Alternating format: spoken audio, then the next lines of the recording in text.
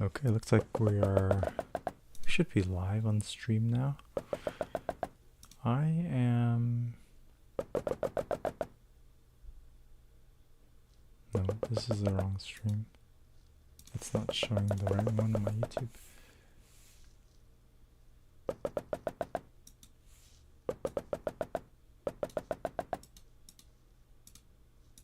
How do I go back? That's weird.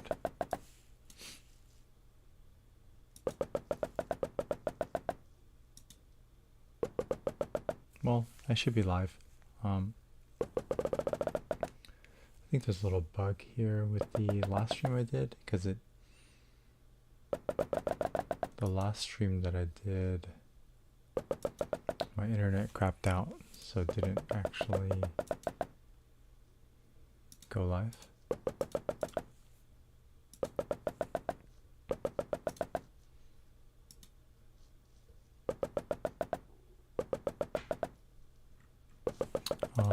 But yeah, we should be live on my Steam sale stream. I'm just gonna run through a couple of games that I bought for the 2025 winter Steam sale. The full list, I'm not sure I can run through everything today because I got a whole bunch of titles. 1, 2, 3, 4, 5, 6, 7, 8, 9, 10, 11, 12. About 12 games total. So I will probably just skim through a couple of the smaller titles today. Starting with SNKRX. I've been playing this one a lot. I picked this one up given its like little roguelike style, minimalistic arcadey gameplay. And I've put about 10 or 12 hours in so far, going through and beating New Game Plus 5. So the hardest mode, but I haven't done the full like 100% achievements yet. Basically, this game is a snake game where you're building the length of your snake by drafting units. So you can draft like a magician in the shop, and you're gonna build out a full length snake and then go into combat. So there's 25 levels. You go into combat and just fight against these little pills that will chase you around the board. It starts out pretty simple. Like you get your little snake segments, and then you do a lot of damage to these little guys. But the game gets more and more complicated as you get larger waves of enemies, more complex enemies that have special powers, you know, hard levels, elite units.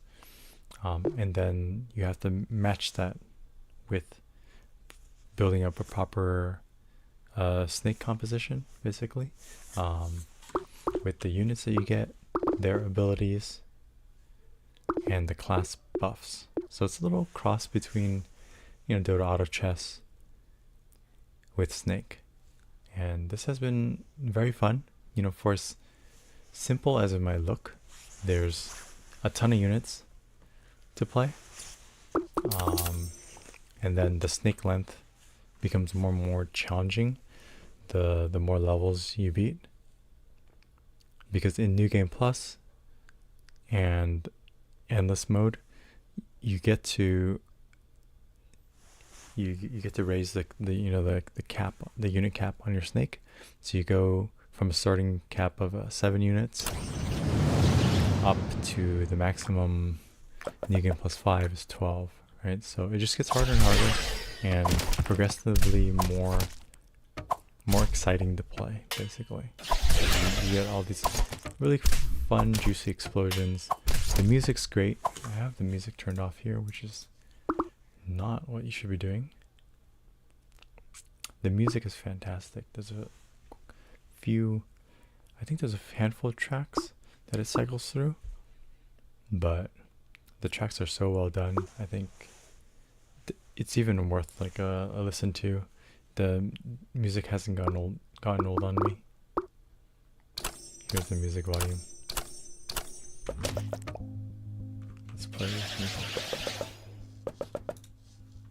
Alright. There we go.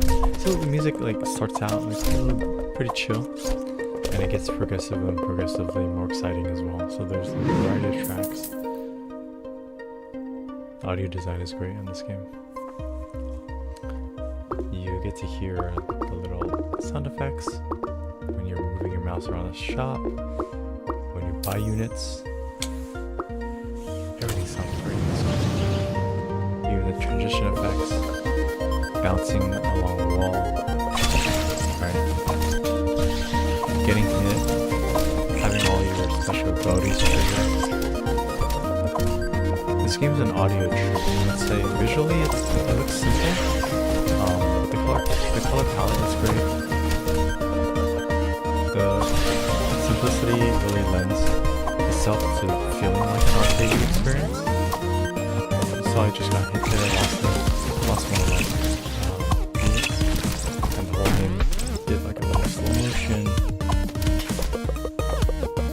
slow motion hit stun with all the screen shake. Like, this game has been fantastic to play.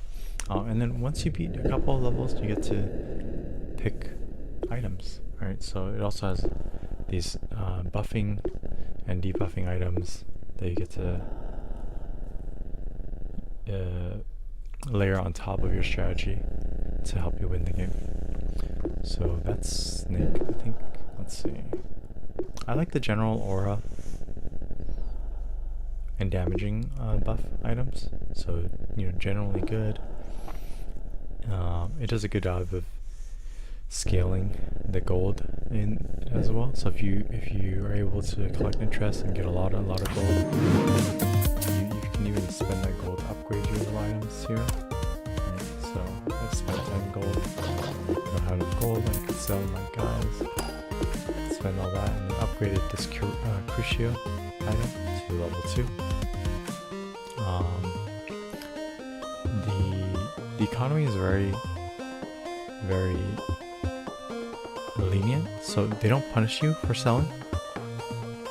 You get full refund on your items. You get full refund on the gold you spent, which is great. So buying and selling units, trading a unit for a different unit, there's no punishment around that, right? So given that it's a single player experience, I think that's a really good design choice, to just let the player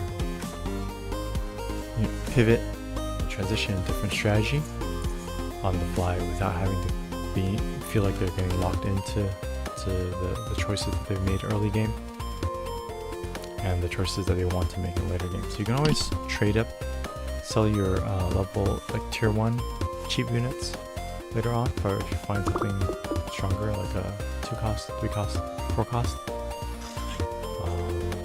Everything from level, stage 1 to stage 25 is a really good progression.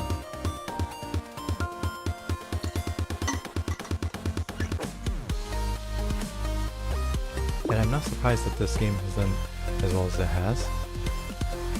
It's on sale now. Yeah, great time to pick it up.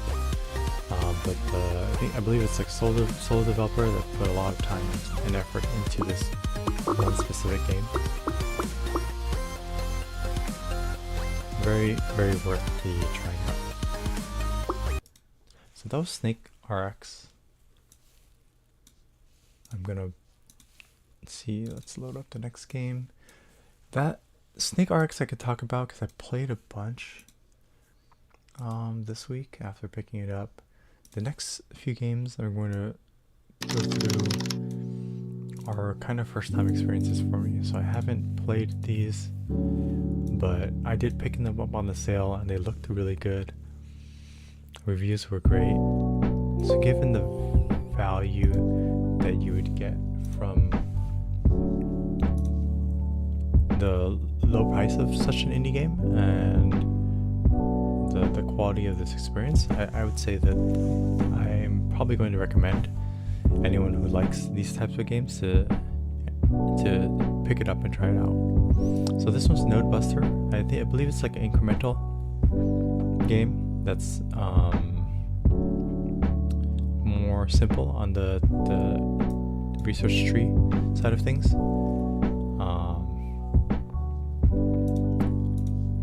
And I had played just one round, so it looks like it's like a hacking themed thing where you connect to the level, and then the theme it around like you're trying to hack, you're trying to break through the nodes. So it's playing really into the whole cyberpunk, cyber hacking aesthetic.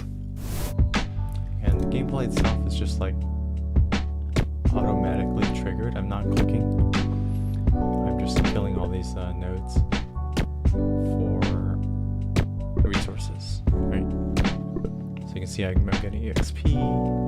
My health is going down. So I think this is an interesting design choice here. The health is, instead of doing a timer, they themed the sessions, basically the levels that you're playing, that we're going to go through repeatedly over and over to acquire more resources, upgrade ourselves. They themed the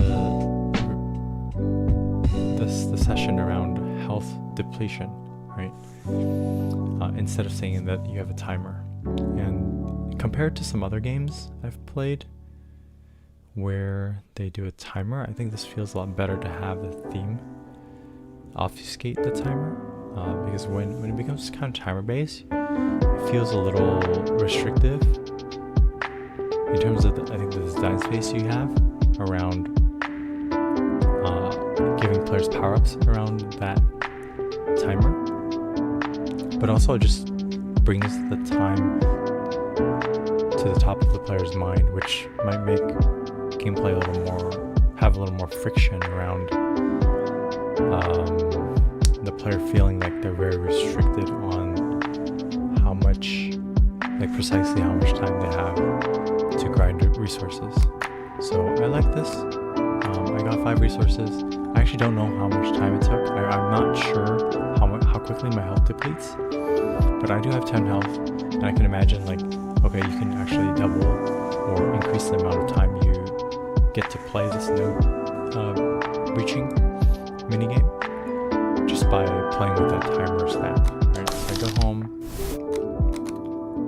and look, I can increase my max health, which narratively is pretty cool. I'm like, okay, I have more health, so I can hack more. But effectively, it increases the time that I have in the minigame. And then here's the damage. I do have enough to level this guy, pick up a max health, and then get more spawn.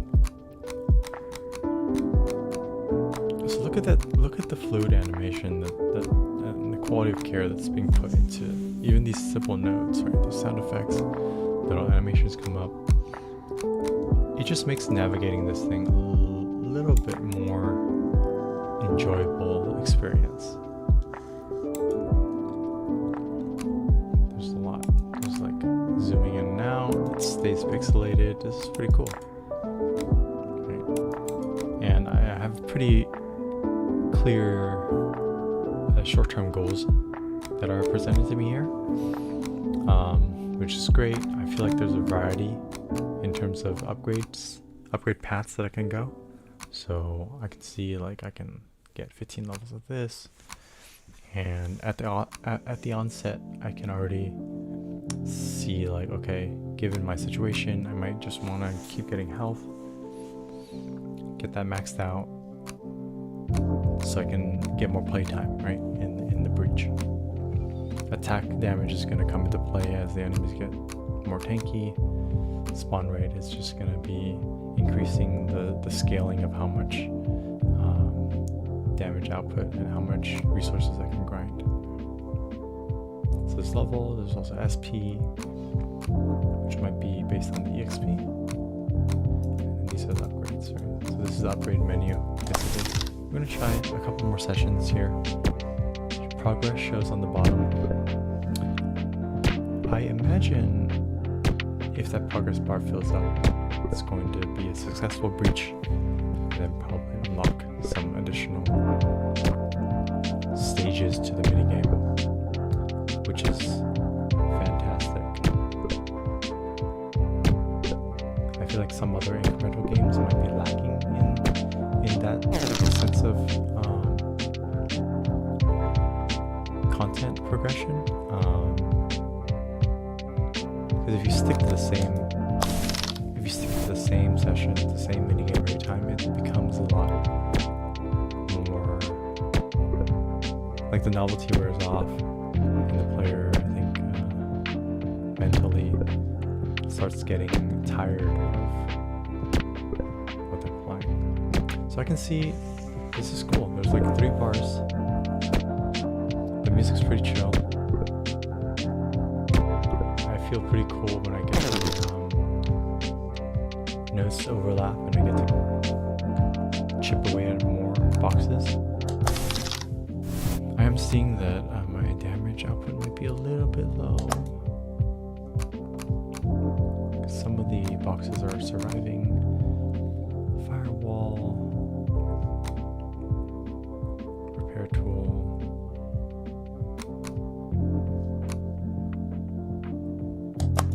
This is too expensive, these are too expensive, this one needs a special resource, this one needs SP.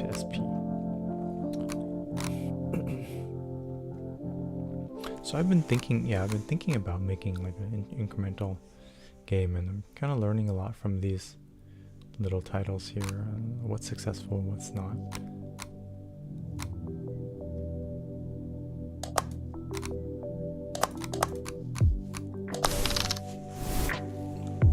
In terms of what kind of gameplay feels good to repeat, and so the progression, the meta progression experience, is the whole game here is just a meta progression upgrade of getting better and better at a minigame, right? Getting better and better at an arcade game. If you've played classic arcade games, you know how difficult those are. They're designed to make you fail, and essentially this is also designed to make you fail, but every time you fail, you get a little bit of EXP grind, and you can make your next run go a little smoother. And our goal here is to fill up the progress bar. So Nodebuster is setting up some really rewarding progression goals. And look at that, my mouse can actually pick up these little drops. So I got my first XP, first level up. There's the SP. My EXP bar filled up. So within the first session, I'm still not able to complete the hack. I think I'm about like 70% of the way, but I was able to get EXP, able to get my first SP, level this guy up, get additional bits, right? And then we're able to spawn more. Let's spawn more. And then once we get the spawn up, we're gonna start building up health, so we have more time in the minigame to finally fill out that progress bar. And I'm kind of excited to see like what this progress bar is going to give me. Is it going to give me one of the purple resources?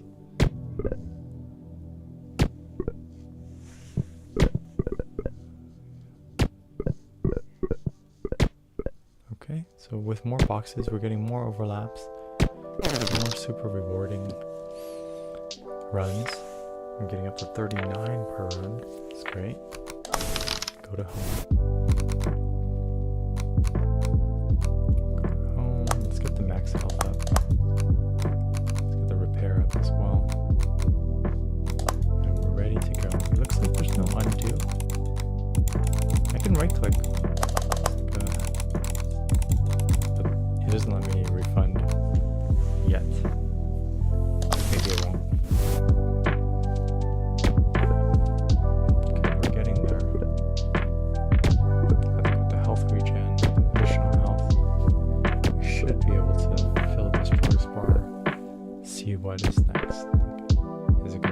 beat?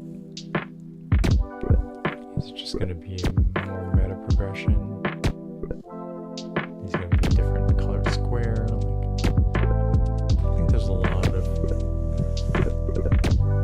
simple design space that could be explored in this genre. And a lot of these games are doing it well, right? Just make a fun minigame, I think is so close. It's kind of crazy how close that was. There's bosses, there's armor. So look, I'm thinking, okay, there's gonna be a boss coming up actually. So let's get. Oh, that's interesting. So I thought health was gonna be like a substitute for time, but it looks like there might be enemies coming up.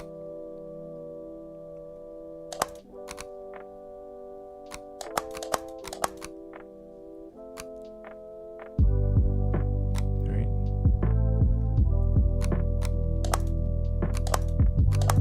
And if it is about like enemies, sort of basically adds another layer to this. Adds another little layer to this game. Like a progress bar triggering the first boss. That might be it.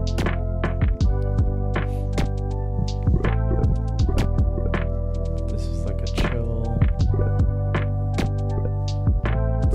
What started out was like maybe like a 10-second minigame. Now it's upgraded. I probably can grind out for like a minute or so now. Even look at the rate my health is going down. It's pretty slow. So now, the moment of truth, we will see. See, my attack damage can be becoming less than I want. Okay, so the big pink square appeared, and it's not telling me if it's a boss, but I think I just lost all my health. I think it hit me. The boss hit me.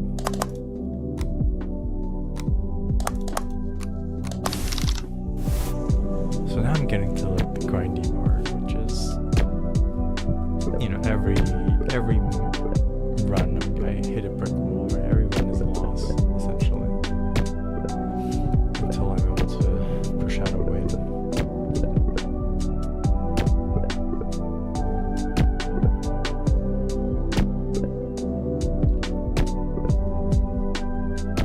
This is sort of in the genre of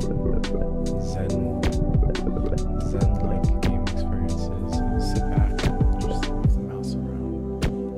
There's no consequence. Go at your own pace kind of gameplay. Alright, the bosses come. I don't know how my health, you know, went down to 0, because I'm hitting this guy. I mean, is it the case that every time I attack, it attacks me? Oh, and then the health bar is going down. So the boss, oh, that's ridiculous. The boss is square, but the square is also a health bar. So it's just meter on meters. Okay, so I'm gonna play a little bit more so that we can see the eventual taking down of this boss.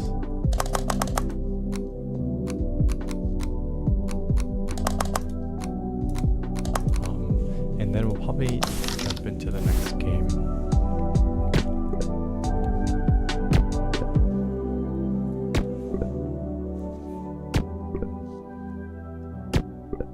Because while I do like the idea of an incremental game, the grinding part of it really gets to me.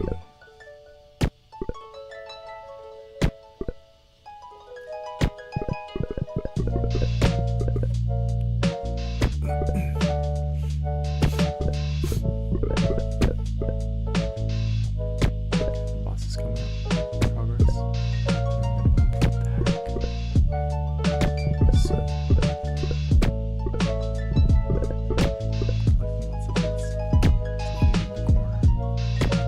Basically, I added a lot of attack damage so that I can chip this guy down as much as possible, as quickly as possible.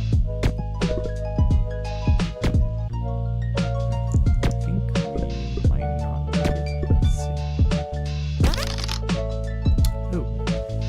Boss defeated. Prestige 1 unlocked. Okay, so that's a pretty fast prestige. Let's say I'm a little surprised. But it's good to keep things moving at a good pace, right? So I got that prestige. I remember this node is a prestige. Nothing really changed here. It said it's a prestige. Let's see if the stage is any different.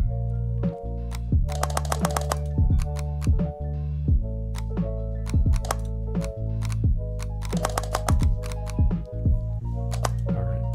Prestige. Okay, so we can play an increased difficulty. I do wonder how far this goes. Probably look at the achievements to see how far these prestige numbers go. But essentially the prestige is going to be a measure of difficulty level, which is gated by the ability tree, because you know, like, for every prestige exactly how many points, how many prestige points the player would have been able to invest, right? So you can't really grind prestige. You just have to beat the next stat gate.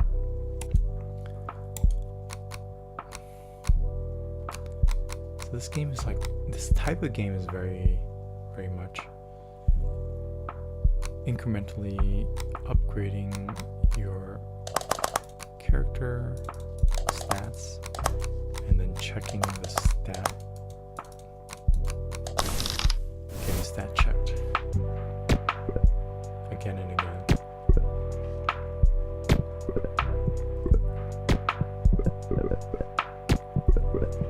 What's funny is, like, I like the idea of incremental progress, but I feel like I can't be bothered to continually play a little mini game over and over in order to get the progress. Like, it's not quite my idea of fun. I got 48, come back, press buttons, click boxes.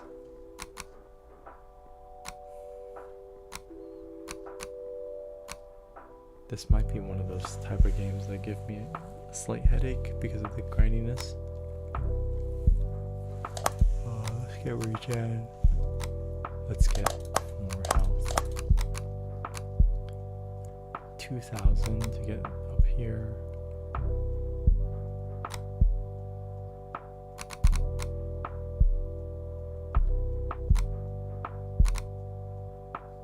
And then I'm sure the resource list gets longer, and maybe there's other texts here. Let's check the achievement list. There's only 13 achievements. So yeah, I heard this game is not that long. So maybe it is just a simple simple design. We're about to get our XP. So I do want to see another level up here. I wish I could see the I guess it's not necessary to see like how much damage in your stats, because you don't really have stats besides health and weakness. Level up. Okay. SP is exciting. I hope it's exciting. Is there any SP node? Not really. Max this out. Now I get better endurance.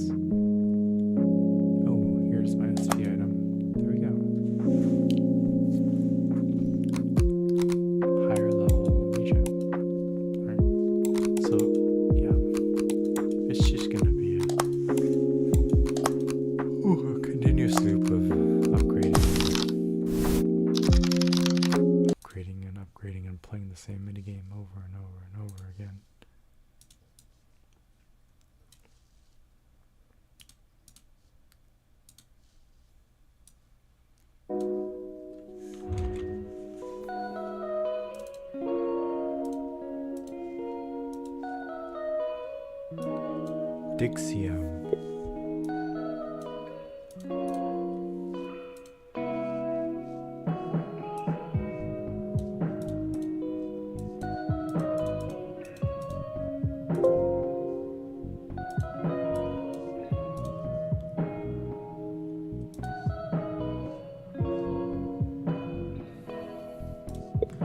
Digseum, new game, yes, I'm gonna save.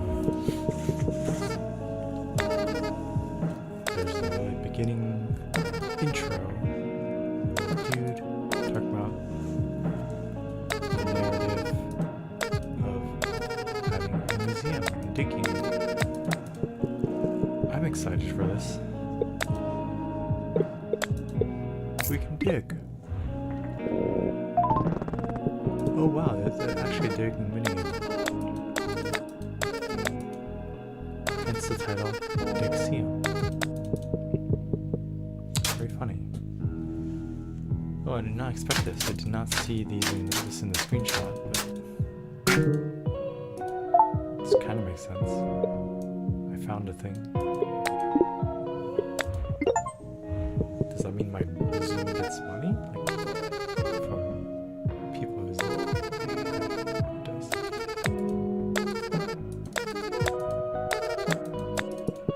So the whole idea of this is basically a museum. Okay.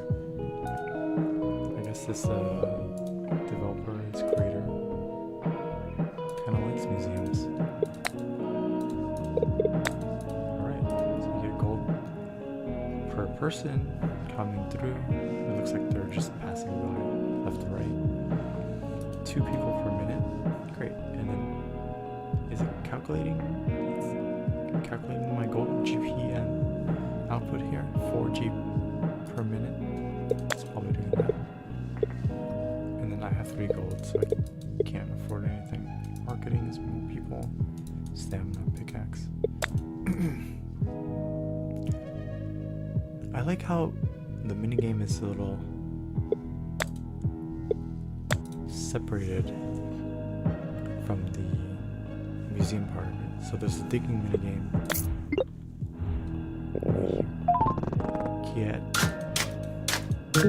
things to add to your museum. So your minigame gives you your income. Great. And then your income just kind of passively, it's an idler, right? So the income part is idling, which is great. So I like how this design is really playing into the type of game it is. It kind of matches up pretty well.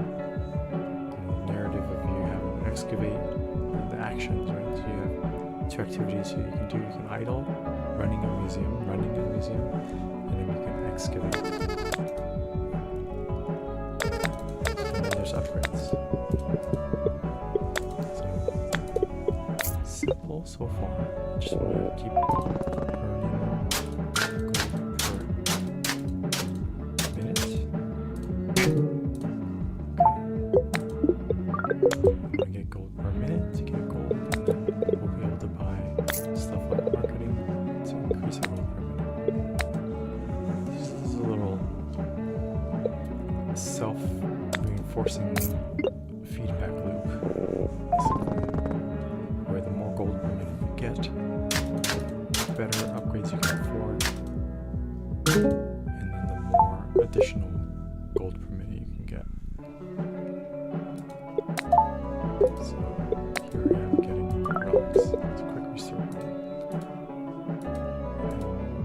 And now I'm leveling up my minigame. So the minigame is leveling up itself with experience. This developer's like finding all sorts of angles to give the player bonuses. 65, kind of not there yet. This is a minigame upgrade. These are all minigame upgrades, and this is a museum upgrade. So I need 500 gold to unlock the next place. Can't afford it. I really like where this particular game is going. I feel like it's doing a good job of presenting to the player the various game mechanics in a very easily grokkable way, right? So here I can just wait, get my stamina up, I can't afford these, I need to wait. While I wait, why not play a little minigame, right?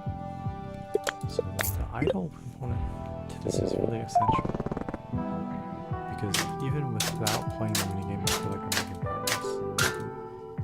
There's less pressure around grinding, because the grinding has been separated into two activities, and like you can grind by there's chill grind, you're just sitting here waiting for gold, and then there's like a gameplay grind, which is this little excavation minigame, right? You made it kind of fun. Look at that. I'm not finding anything. There we go. Ooh, lucky, right? Great, and I've leveled up my relics.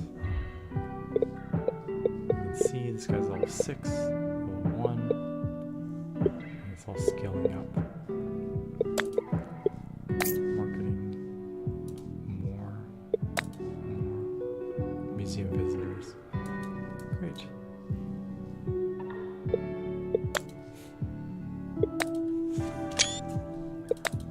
Screenshot.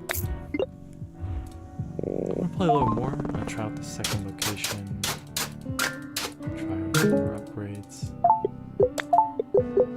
Quick restart. Does that mean I can keep grinding now?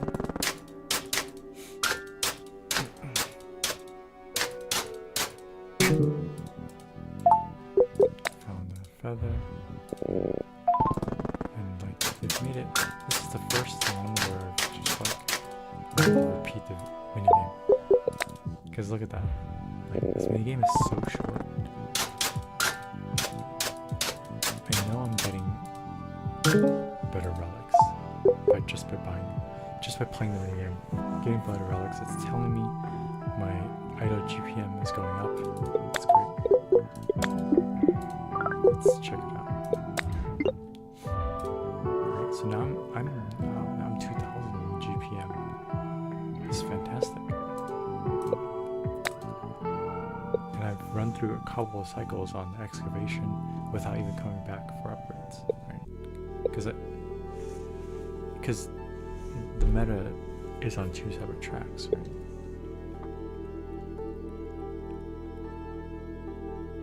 Like I could continuously excavate, and I would know the results of my excavation, like the XP on my relics, were being automatically applied without me having to come back and manually click to upgrade, right? Like, given what I find in the excavation pit, I already know that just by completing an excavation, that my idle income is going to go up automatically. So this is fantastically designed to give me more reason to just excavate multiple times in a row. It's fantastic. And now I have enough for upgrade, so we're going to do an upgrade. Well, we're going to buy the next location actually. And then we're going to upgrade this guy.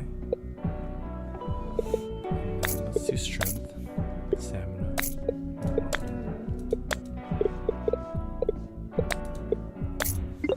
I know what I to expect. It's a new place. I'm gonna find different relics.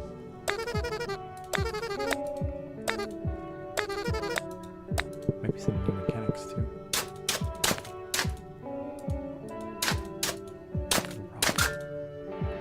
Okay, so now it's like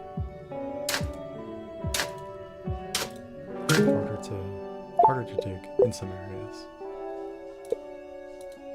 Squirrel, and it tells me, okay, I've unlocked the 8 GPM, 8 G per person relic. It's 14 Gs. That's great. Level up, gives me meta bonuses as well. And I'm up to almost 4,000.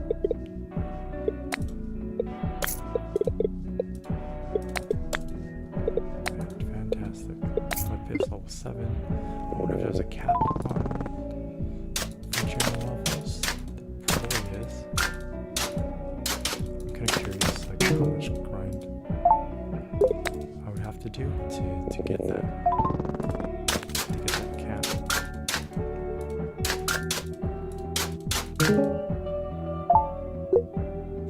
Nice. I found a fragment. It's a new thing. It's a butterfly dream.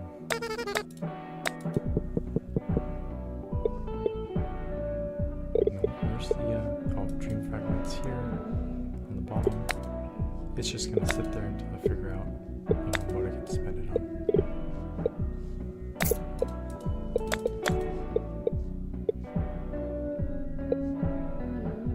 There's a fee.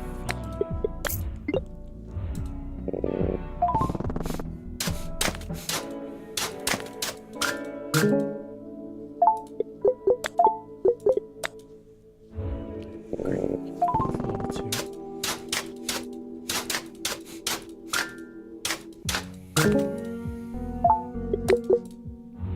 Look at that. I don't even have to think about it. I figured out like a little strategy to this minigame. I like doing the diagonal because I know the items are 4x4. So doing a diagonal will help me discover more of where the guys are. It's great. And once you know the strategy,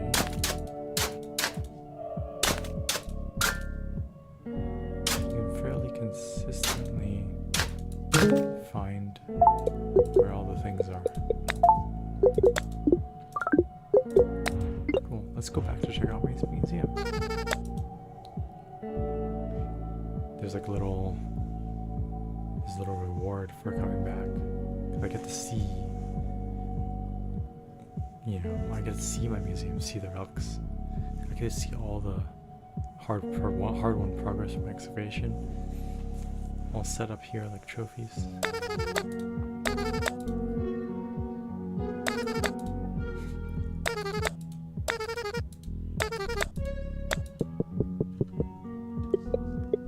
I can see the fantastic progress I've made on a museum. The museum is as much as for me as for the little museum visitors. Very, very great design on that front. I got pickaxe strength. So my pit, you said there's no dream fragments here. There's no dream fragments, but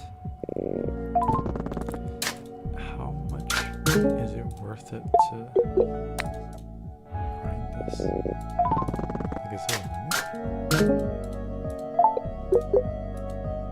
I feel really powerful just from those upgrades. I'm able to beat this in like 4 clicks. It's fantastic. Feels good to go back to older level.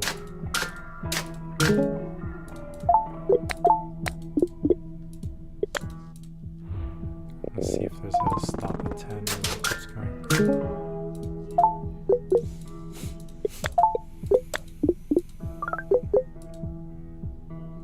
Keeps going.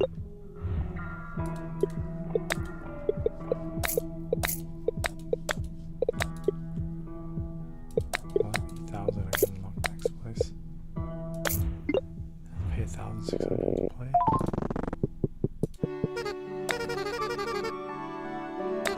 Just simulating consequence. Find something that's culture vote to play.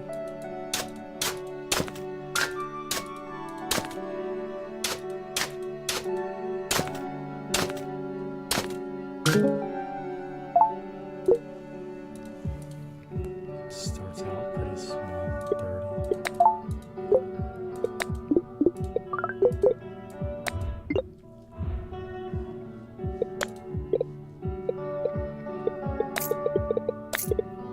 We're in the 6-figure range now.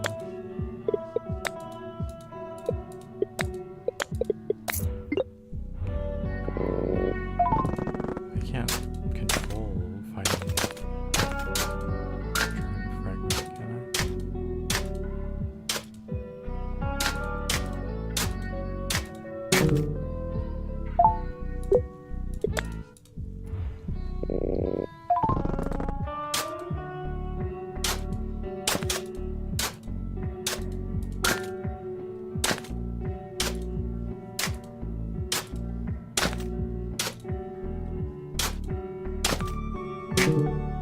You just don't know where the last thing is.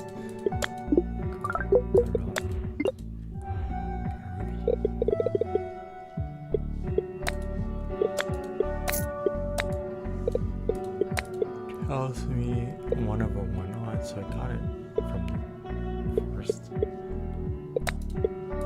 okay, I haven't found the dream fragment yet.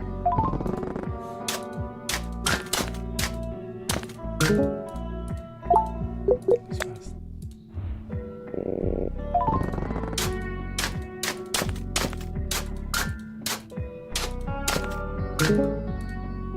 Two items.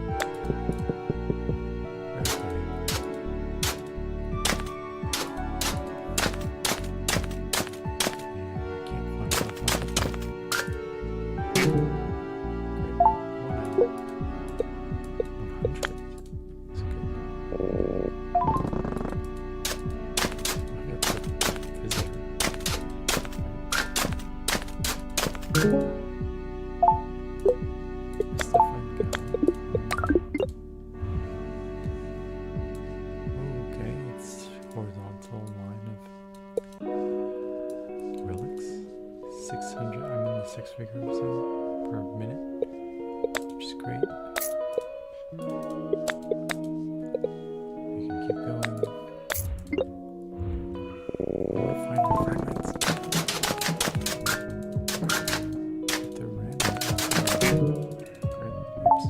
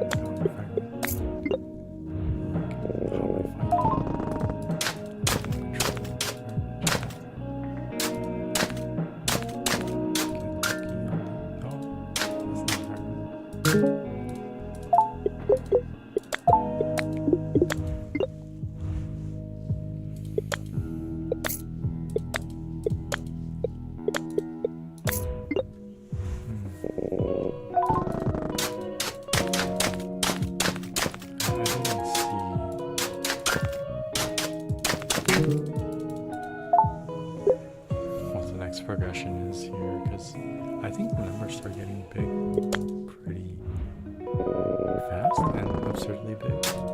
I did see some of the achievements, and it's probably like super classic incremental where you just the scale of your numbers, the scale of your resource system. Gold output here is just going to be crazy.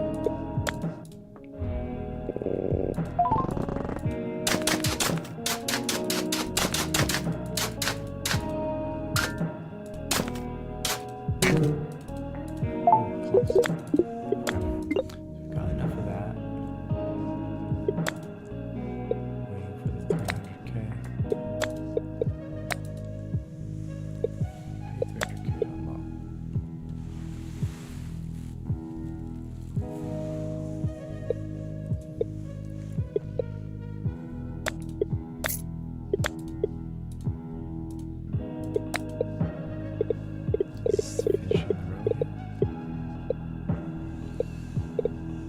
Let's just go here since I can't afford this expensive one.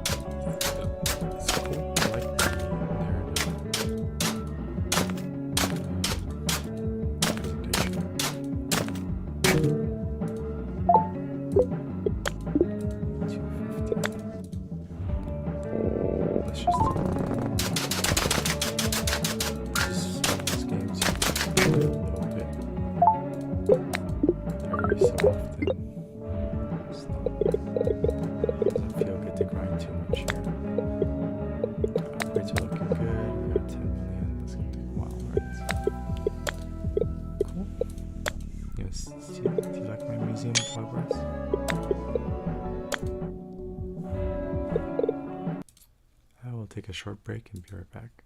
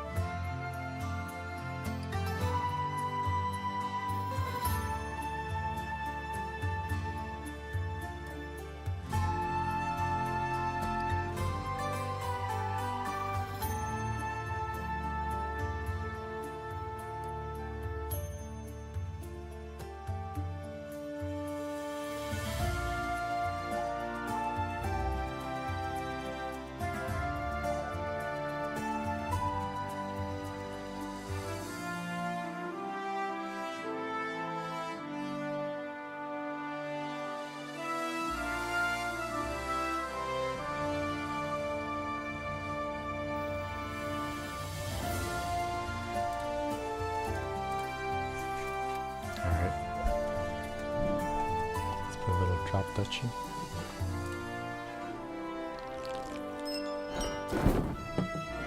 So this is a little Tetris-like base building,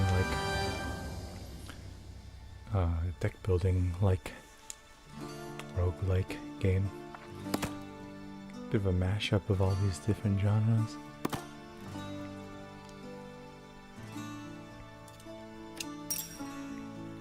But it's been fun. I've played a couple of runs with Duchy.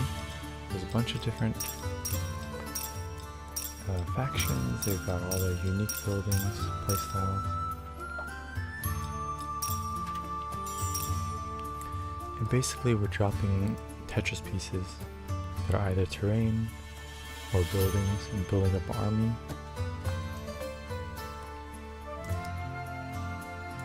So let's do this one.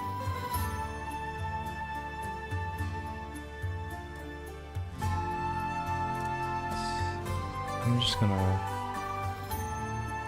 try out a little ascension run to see what it's like, and then to show the stream a little bit of this game.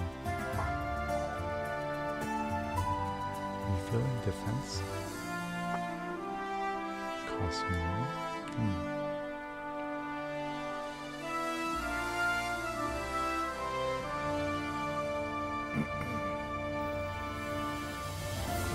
Feel like this one might be the most playable.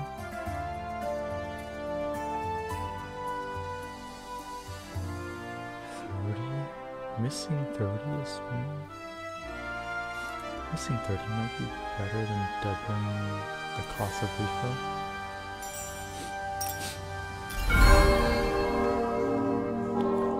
Just to show a little bit of what this game is about.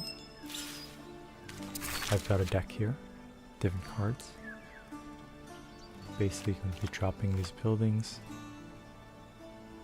to get resources, and the resources will let me upgrade the cards to level 2 and level 3. Upgrades will give me either more resources or just better efficiency on generating military.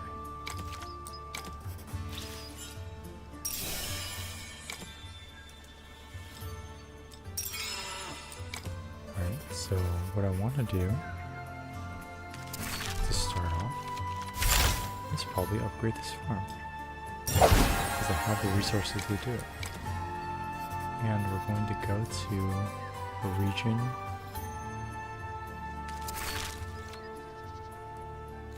with more plains. So let's do this. And it said this is a peaceful region, so there's going to be no enemy armies around, and I can just place the buildings as I please in order to generate as much income as I can. So let's put my reserve. I'm gonna drop farm.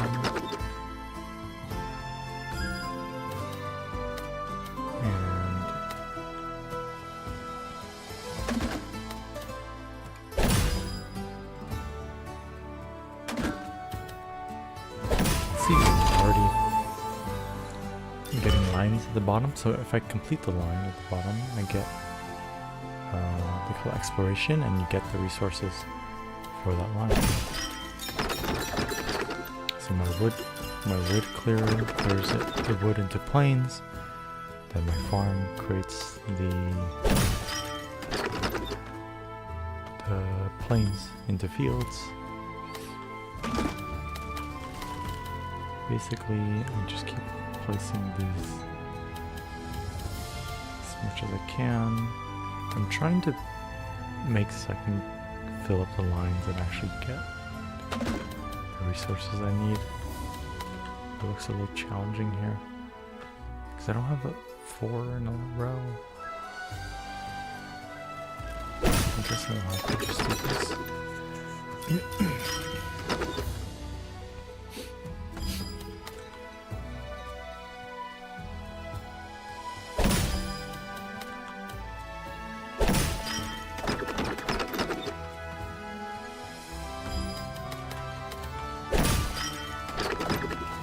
I really want a line piece.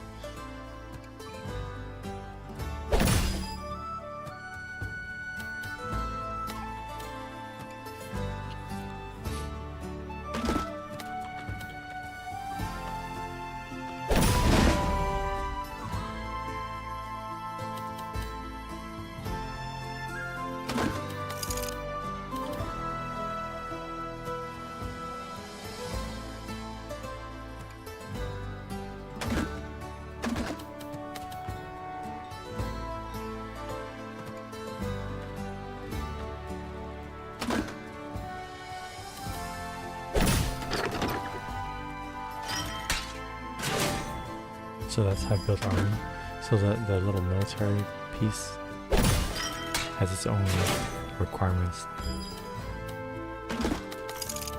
to building my army. I got the fork forming here. It's perfect. It's a lot of bonuses. Wow. It's great. A lot of bonus here as well. Cool. I've got a lot of resources. I can use that to upgrade my deck. And then in between rounds I pick cards. Right? So let's see. My starter deck doesn't have that many military, so I'm thinking just picking up military here is a smart idea. I'll go with that.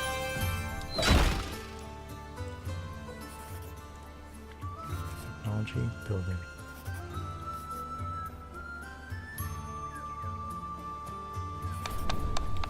Building.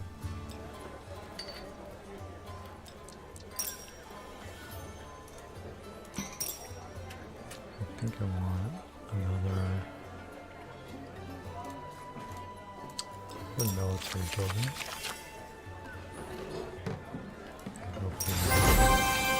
Different variety. I haven't played with this one before. Recruit 4 for each adjacent plane or field.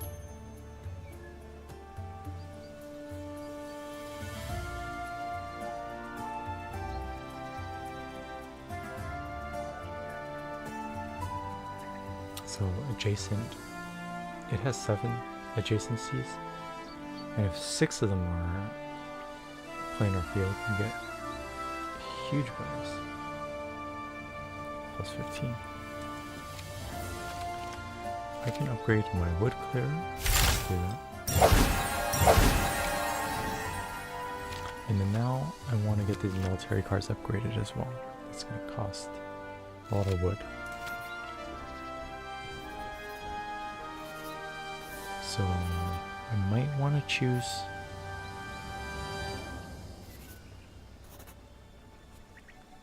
I might continue to do hostile region. Sorry, I might continue to just do this one with the planes. But then I'll be lacking wood. This one has enemies, this one does not have enemies. If you don't do the enemies, the boss gets stronger. So it's saying, oh, you get more time to generate resources. That might be the way to go, because this one's like majority wood.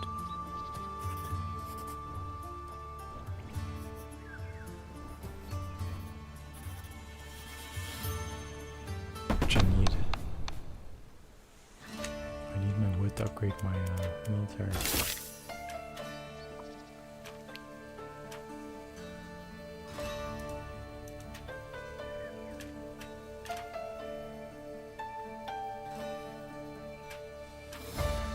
If I generate military on this board, I think the excess military becomes gold. So it's still helpful to build military buildings.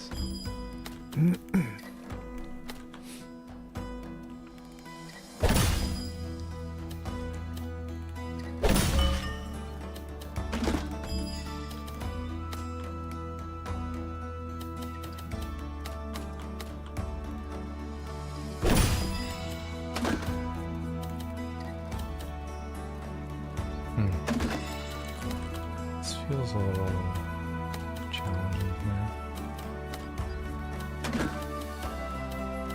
I don't feel like I have any good plays. It's like subtle.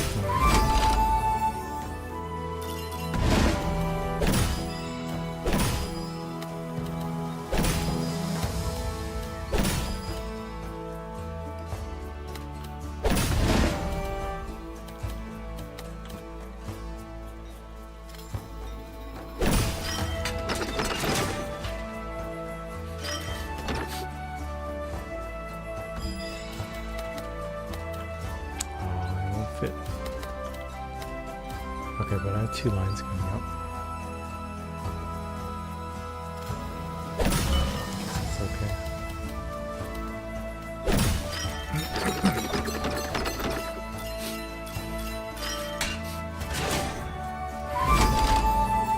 set up.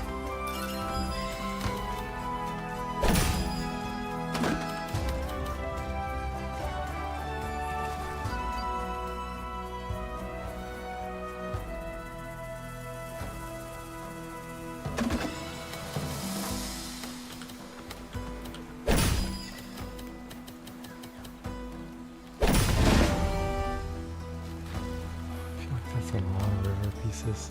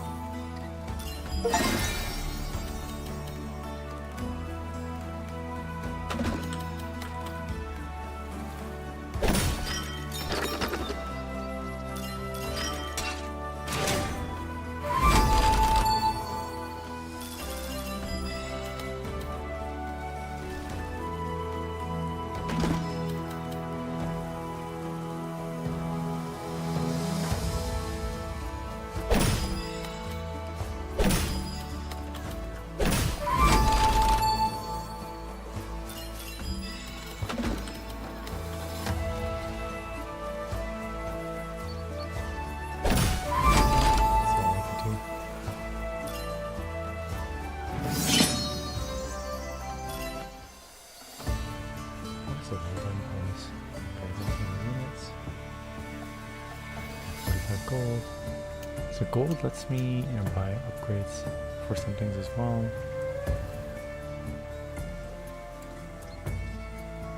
But it also lets me buy a military, which is my HP bar. So let's play one.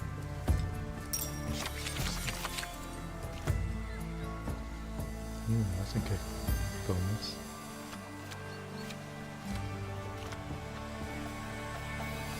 Let's get militia.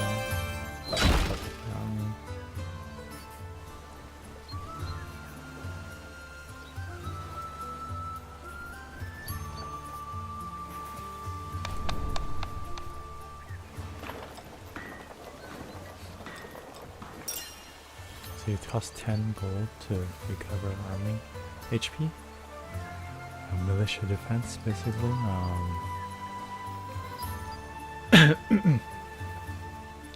So given I was playing Ascension and had the challenge of like starting with less HP, it's gonna cost me a lot of gold to recover this.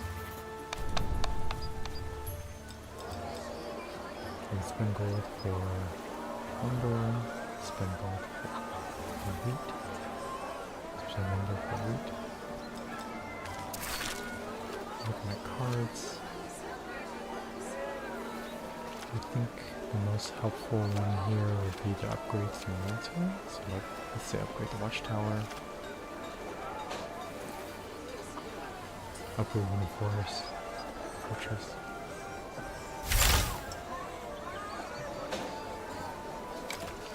So we have 150 wheat. So I need 500 wood. 100 wood.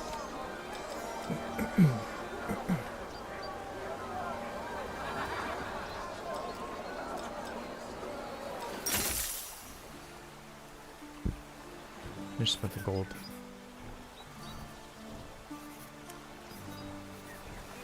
Okay.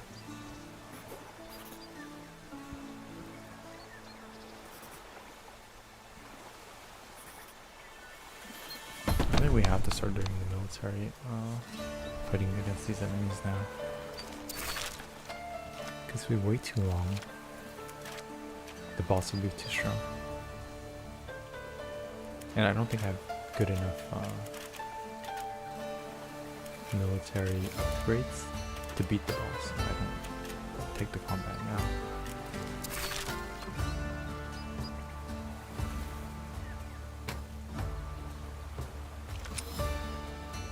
I feel like PowerPoint's harder to set up.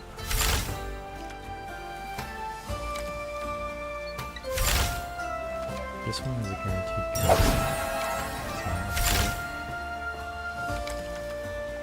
Next upgrade costs gold. It's pretty expensive.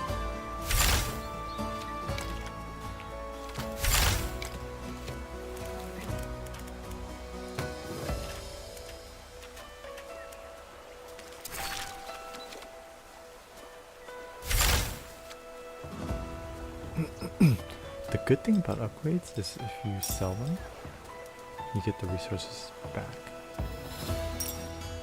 So it's like you can take back your upgrade costs if you feel like you spent it in the wrong place, or you want to reallocate the resources to upgrading an actually useful card.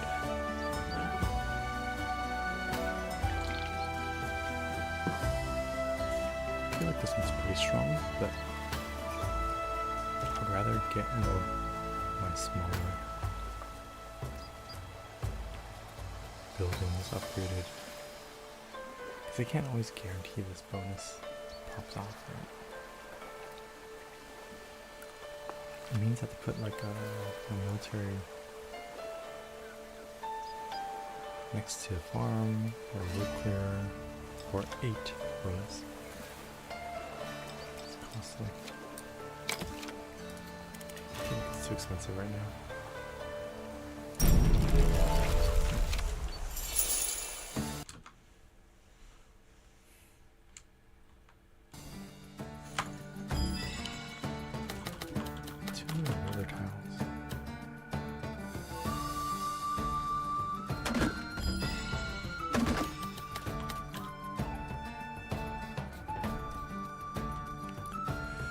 Oh, I can use my constellation ability, so I can put this into a plane.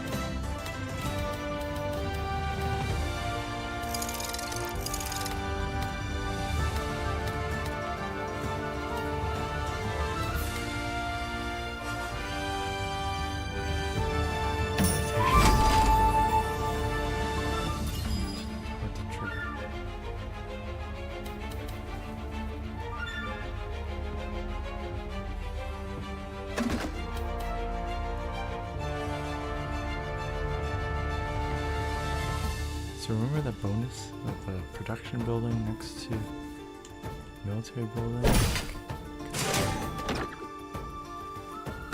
Isn't really bad to start getting that bonus.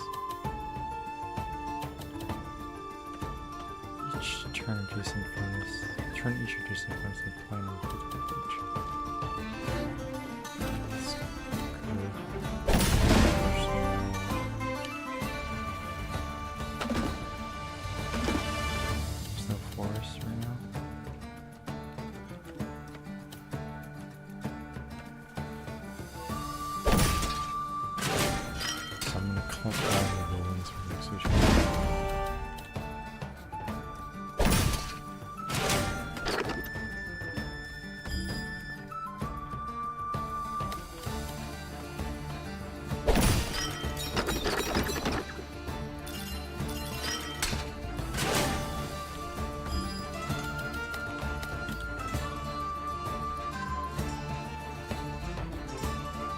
That's good.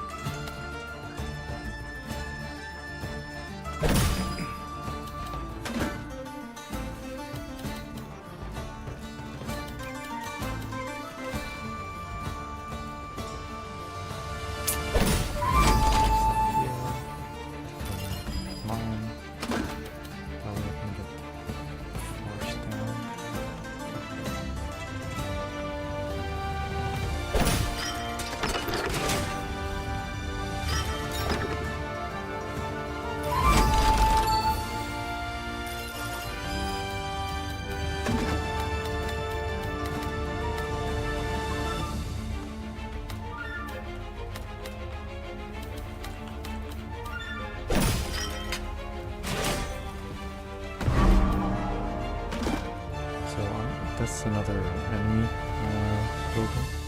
I'm gonna hold that in reserve. If I just hold in reserve, it doesn't ever get placed on the board and doesn't get scored. So it's advantageous to just hold. Let's see how long I can move it.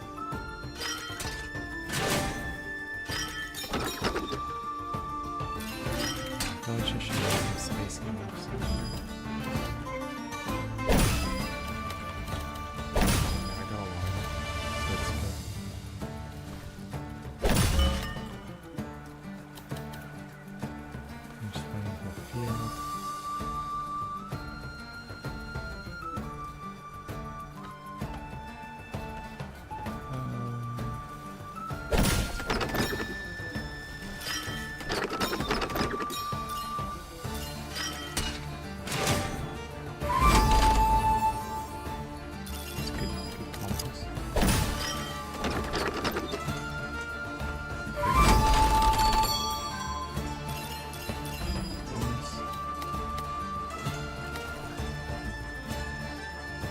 See, I'm coming up on the last one.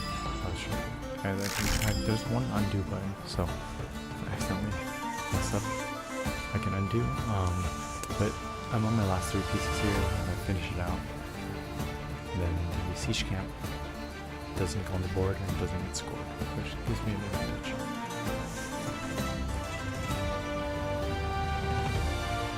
I'm just trying to figure out how I can score on the line here.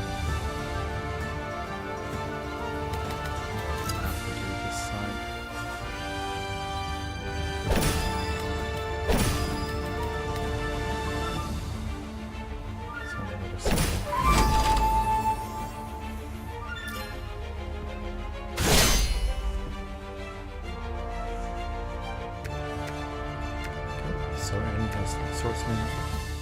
We can use axes against swordsmen. We'll do that. And then the remaining army will join forces. And I want swordsmen in order to beat the rangers. 15 swordsmen.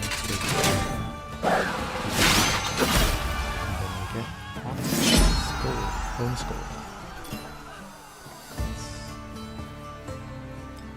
That should give me enough gold to reinforce.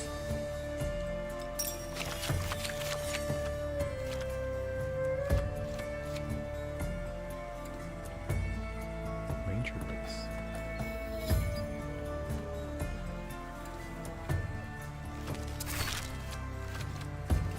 It's kind of like around for forest. Gain 75% of all explosion gains.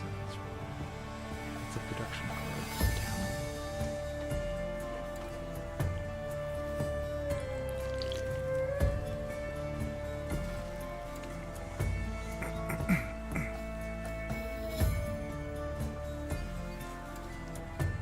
Can you double the resources you can get?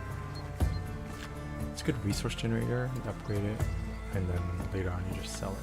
Just build up military.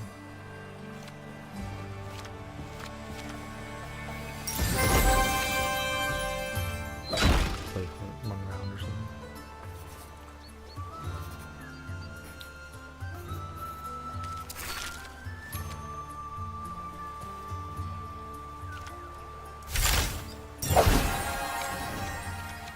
Can't even afford 50 or 5,800. That's crazy. Can't afford it.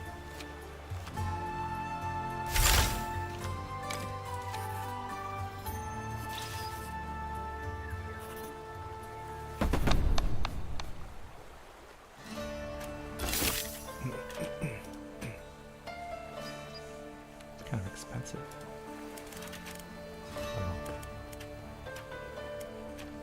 Just to play it down. I don't even know. I don't know if it's gonna pay for itself. At least not this round. There's 4 enemy units.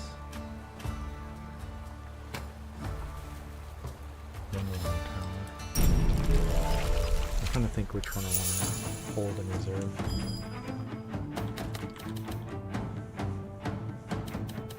Just start.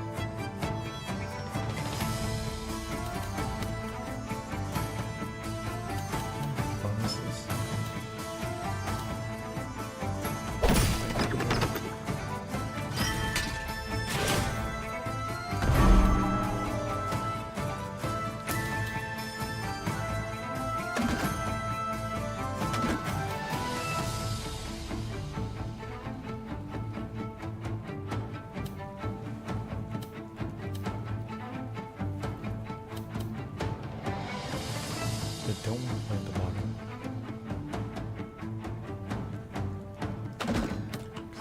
Just want to play at the top.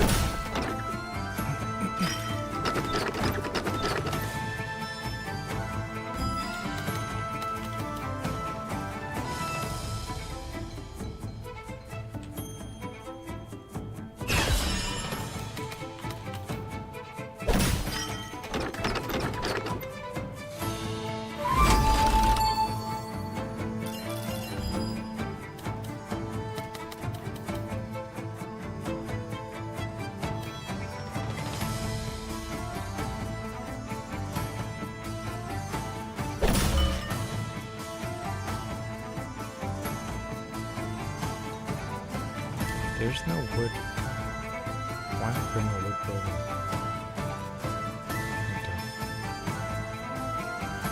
I guess I could get those iron.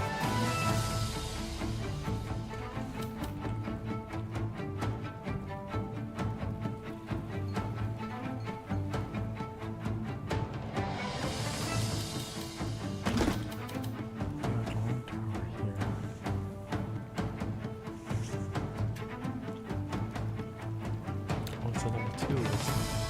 So I get the reserve either a long time or around.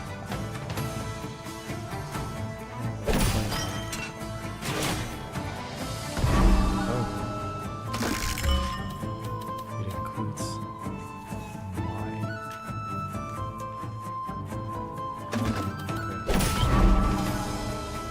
It only triggers on enemy buildings, so if it aligns with mine building, they get bonus.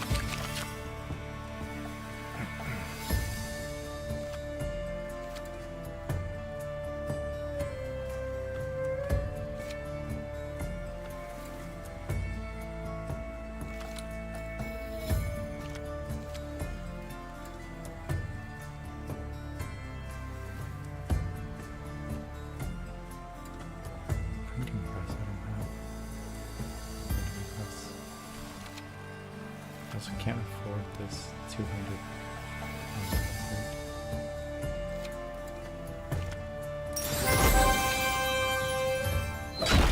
I'll get this Exploited Lands card because it combos well with the field military bonuses.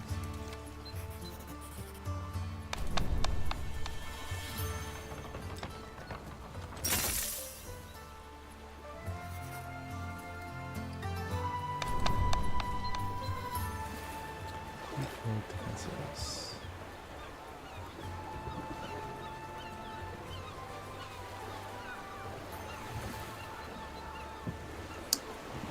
I have 54. 140 gold. Could recover 54 more defenses. Do I want to upgrade anything here that costs gold? Yeah, I want to upgrade Wooden Fortress. We don't care about town.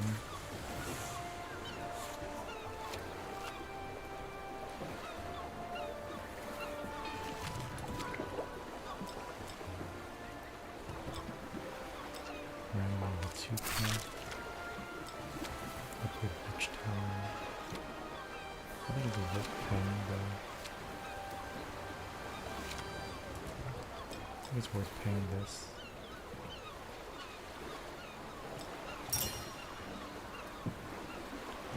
It's not the one I wanted.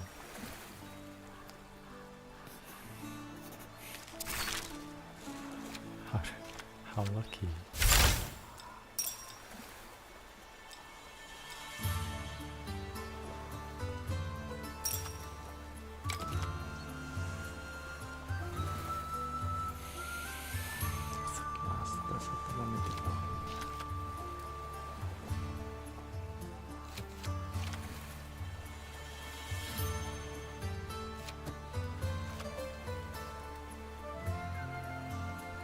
Anywhere the other ones. Why? It's crazy.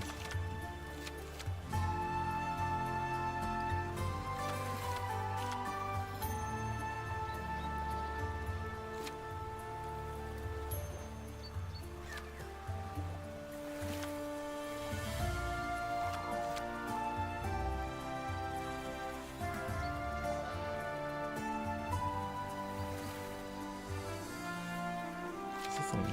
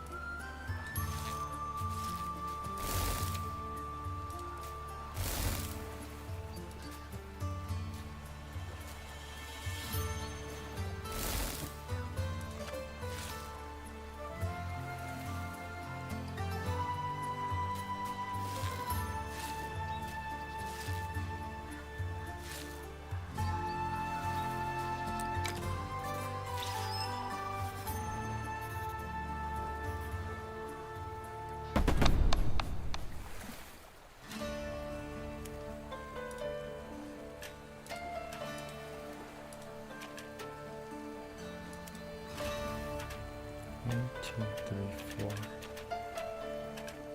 4 end cards. 2 alarm powers. 3 strategic pavilions.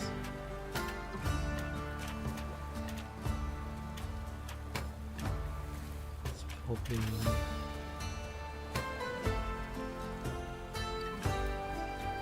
harder to play, more strategic for me because it's a board blocker. Alright.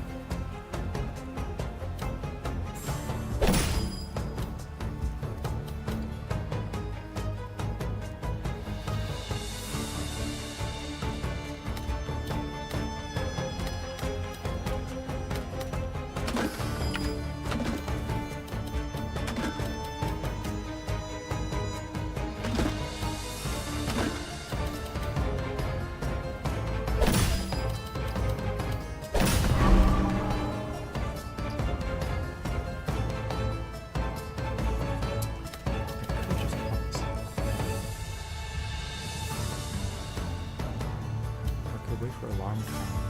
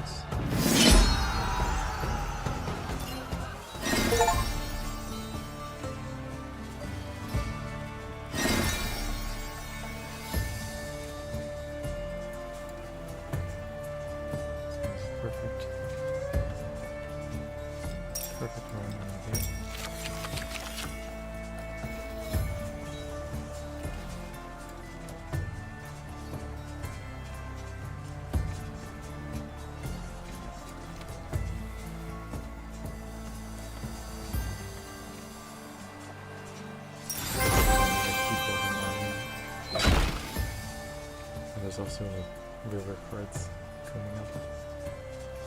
I mean, I could choose. It's probably better if I banish river. So maybe I did pick the wrong card. Because base deck, it's not good. I should banish river with base deck. For the Duchy is farms and forests. So this guy just gonna be sold.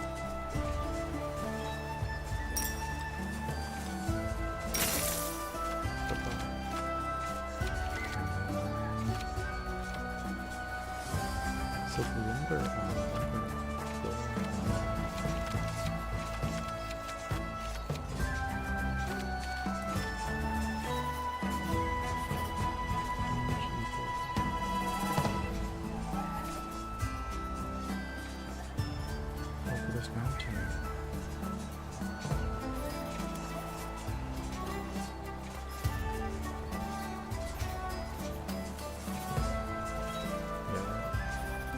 got it with a card in Banish River without didn't have any cards in this mountain. So I'm trying to wait to splash.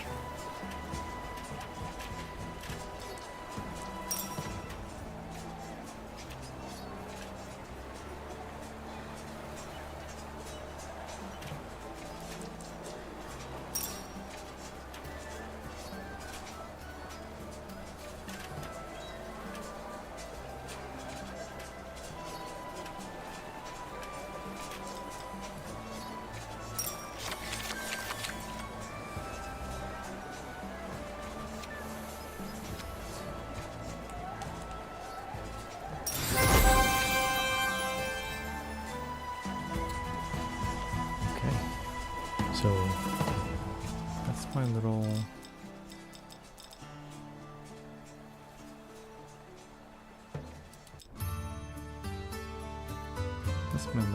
first act run, ascension, bronze tier ascension with the drop Duchy. Let's drop Duchy.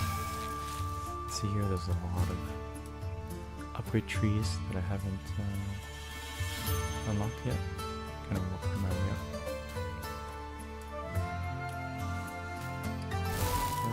Not sure I want any of these here. This card kind of works late game, I guess. One for each missing. It's just fairly strong. If you have like 60 missing, it's going to be a big card. RX is good with river, I believe. Or these other cards that give you money.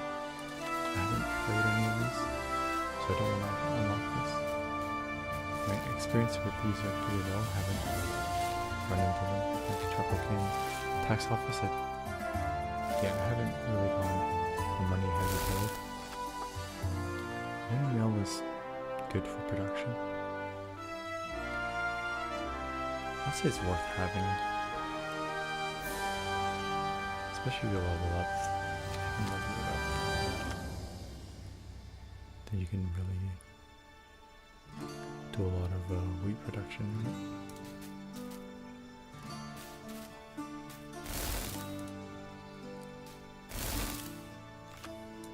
River production.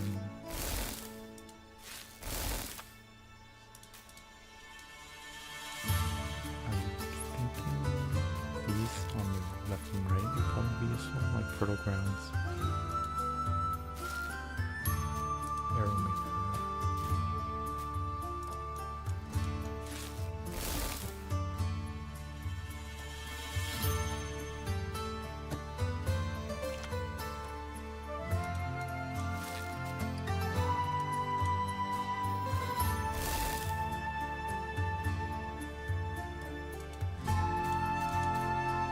These all look pretty good.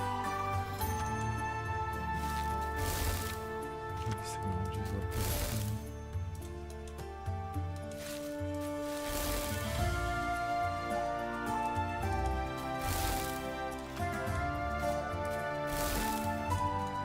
These are faith cards for the faith mechanic.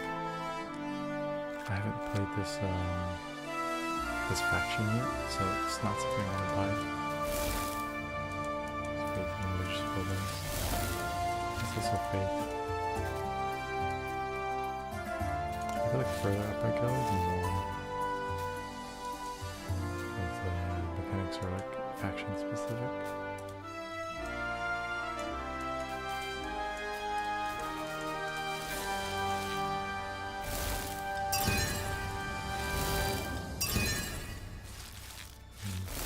That's worth it. Mighty Harrison.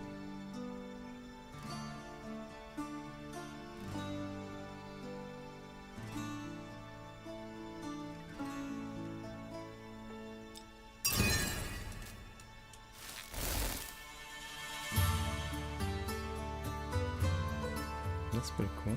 Expand to fill patch holes in the grid. Noble buildings. Pretty sweet. Lumber and gold. Then gain 10 for each building range.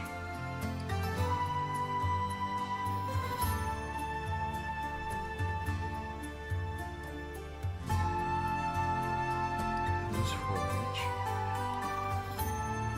It's not that big a sacrifice. That's 12 resources.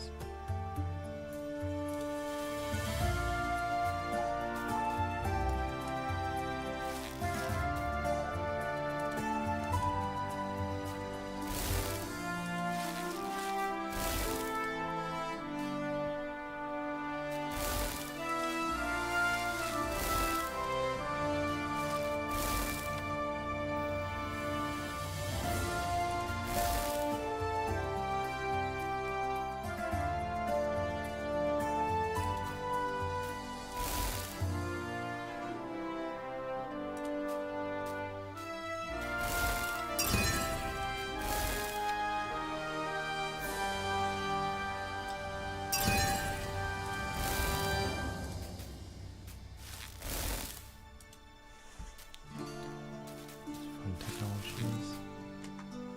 Right.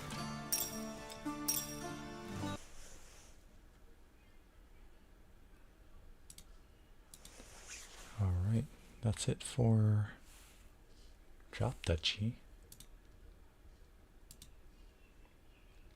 Let's see. I did pick up a few RPGs. I'm not gonna demo the RPGs right now.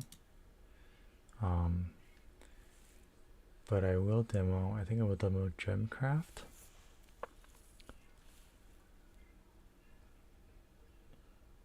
And the Bazaar.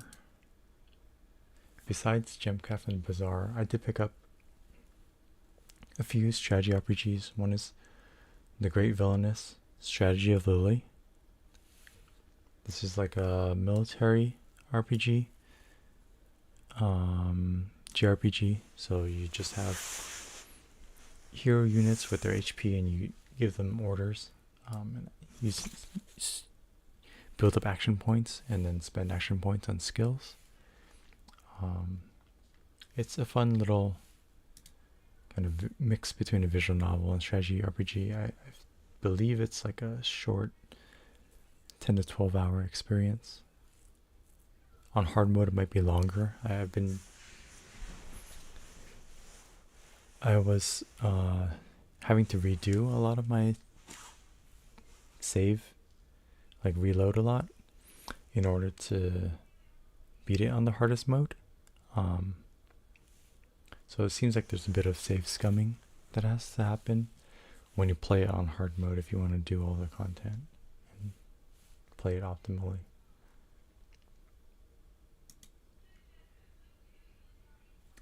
But that's all well and good. The other games are Symphony of War. I haven't tested this out yet. It's a little tactics game. Kind of similar to Fire Emblem. And then I got Tower Defense, The Rift Breaker, and X Morph Defense. Those just look like really juicy, fun, classic genres: tower defense, and then rift breakers, like a little base building plus defense. So you get to like mine for resources, build out your base, defend against aliens, explore the map, that sort of thing.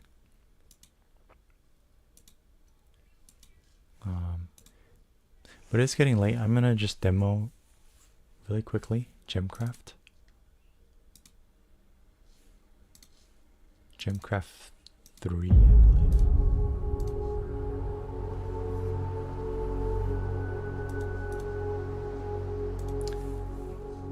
So I have played Gemcraft 2. Original difficulty.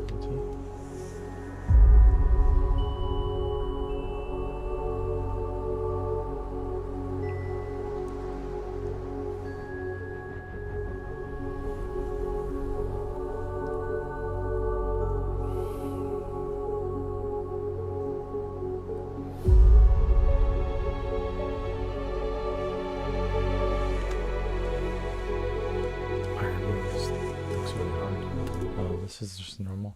So I did play Gemcraft 2. I didn't beat it, but I did play a bunch of the early maps, and I really liked the mechanics of this tower defense game. This guy's also really good at putting together the kind of the magic aesthetics.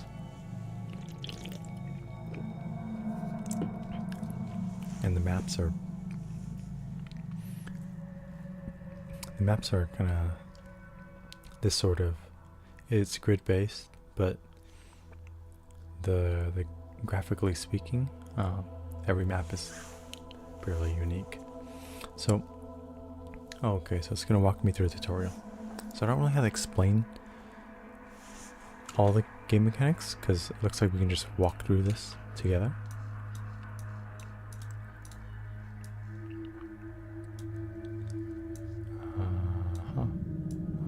Smaller, which is cool. So this basically is like a gem combination system where you merge gems and place the gems into your towers, and then these towers will be shooting magic at the little enemies. So we have little monsters coming in, and these gems fired here, and then generate mana. Here's the mana. If I want to level up the gems, I combine them. So I'm going to generate new gems, combine gems like that, give me higher tier gems, and that's basically how I use resources. Get the mana, build towers, and place high tier gems into those towers. I can pull these gems out, like so, and then combine them, and then get high tier gems with extra bonuses, scaling damage. Now the mana system is a little more complex than just getting mana. Your mana pool, once it reaches a certain, once it fills up to 100%, so your mana pool levels up when the mana reserve is maxed out. Once that happens, your mana pool expands and you get mana multiplier bonuses. So the mana pool to here,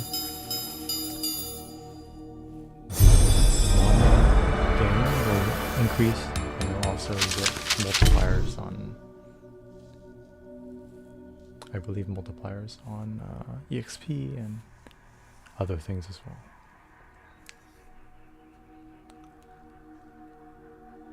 So it's a little balance between spending mana to get power or holding mana in order to scale, right? So if you hold your reserve, your mana reserve, and play optimally or play efficiently and store a lot of mana resources, then you can level up your mana, which basically builds up your economy, which allows you to have more mana to spend on even stronger towers in the late game.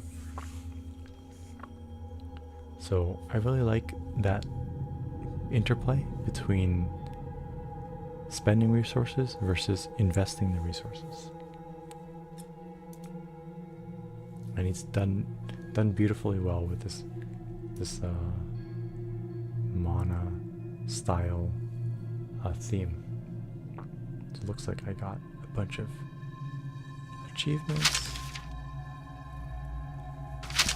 and some story pages. So this is pretty fun, and it's like really themed around the wizard elements. I know there's a couple of other like gem tower defense games like Gem TD, and then custom maps in Dota, StarCraft, like Gem Tower Defense. Those are a little more random, right? Based, where you get random gems and you combine them. In this game, you get to select the effect of the gems that you want to buy with your mana, and then do the merged combinations. To one, you get to increase the tier of your gems so they do more damage, but two, the combination of gem types confers additional bonuses, right? So having a pure gem is probably going to be scaling normally, whereas if you have combined gems with different elements, 2 elements, 3 elements, each of those additional elements gives added bonuses, which increases your power even further.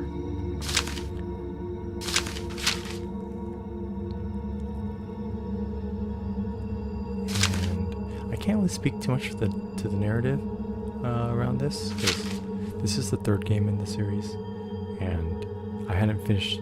I hadn't played the first one. I haven't finished the second one, so I don't really know what's going on. But it's, you know, magic stuff.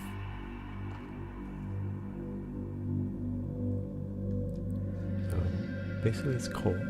The map is frozen. So the map meta game, the map gameplay is pretty unique as well. So you unlock different boards. You play them, and then they light up on the map, and then you can unlock more regions, and within each region you unlock new levels. And then once you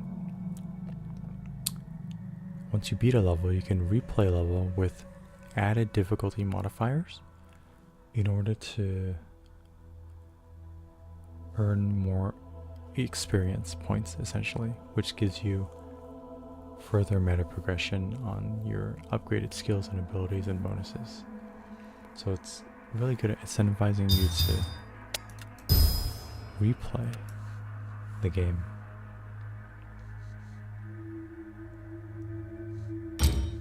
By making it so that once you beat a level, you want to increase the difficulty voluntarily to get multipliers, to get a new high score for the level, and the high score turns into EXP. It gives you a lot more of the power-ups.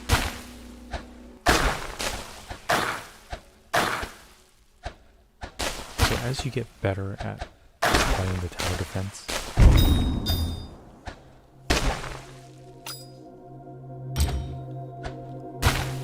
your stats and abilities get better.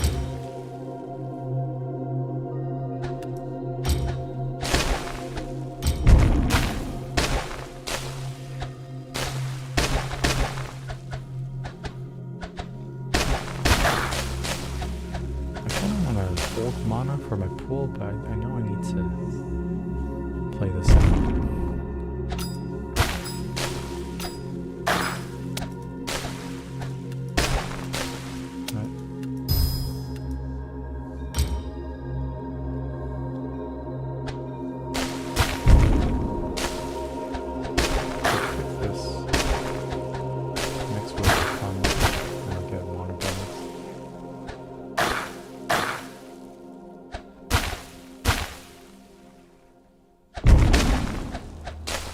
The next level is at 1,000 sort of, that's pretty high.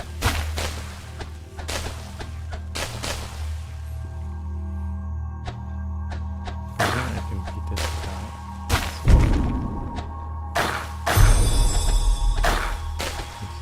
Upgrade again.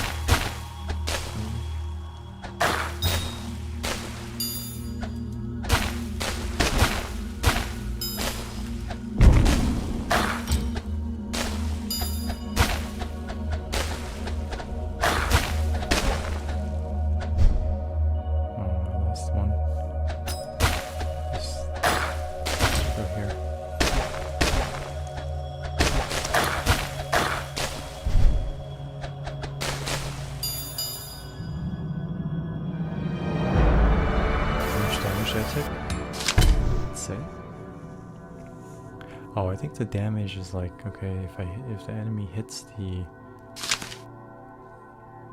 mana pool, the shrine basically, I take mana damage. So my mana gets deducted, and then that enemy goes back into the start of the map.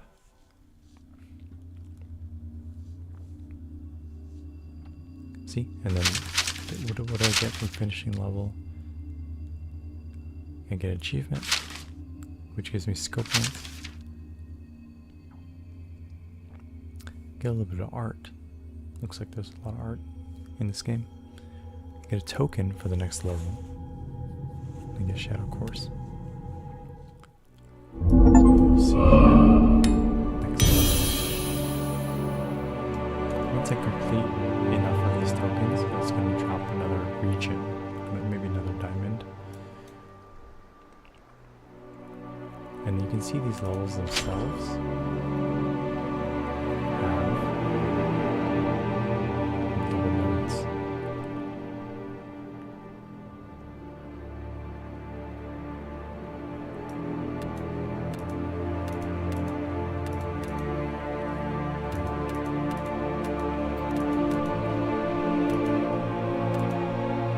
I haven't unlocked the traits yet.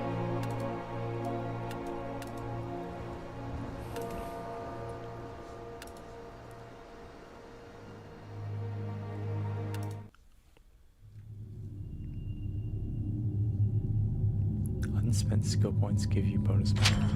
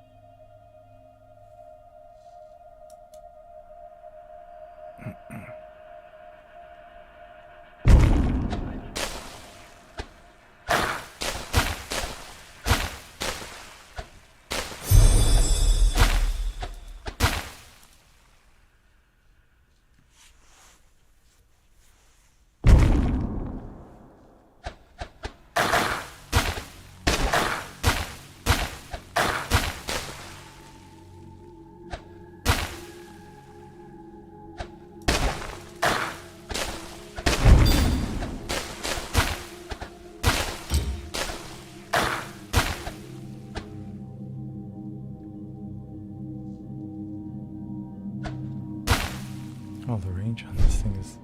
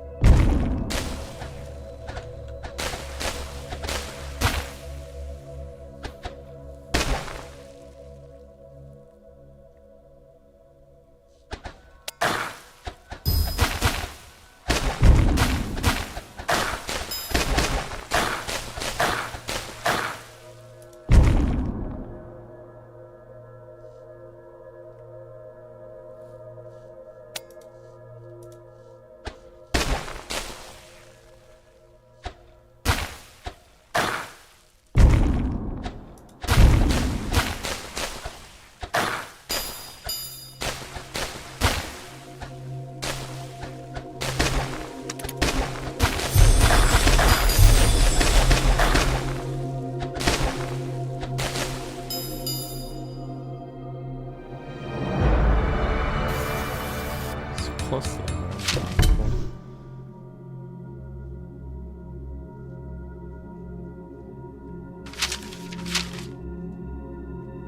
Got a token for field W4. Got a fragment, which is puzzle pieces.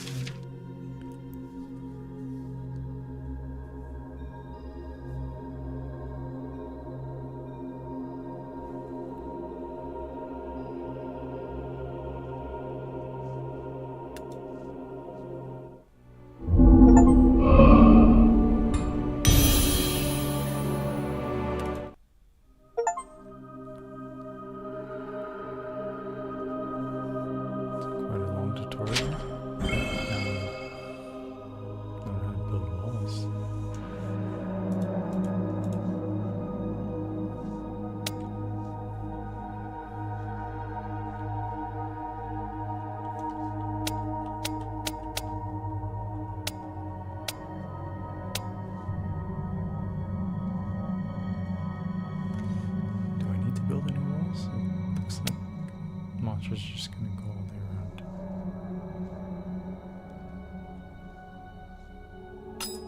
This gem is gonna in a useless place here.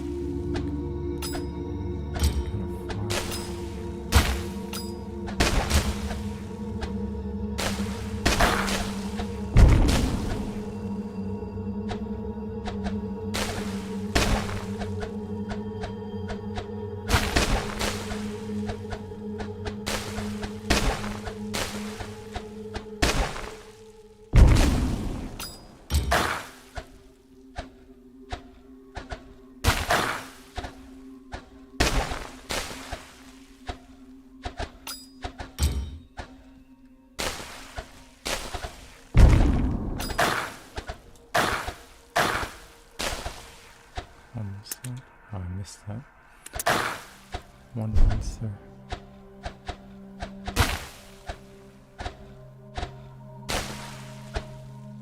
It's too much.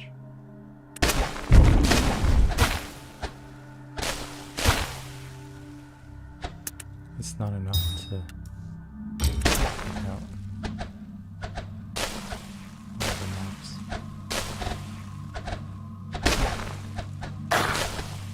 Close to level 2.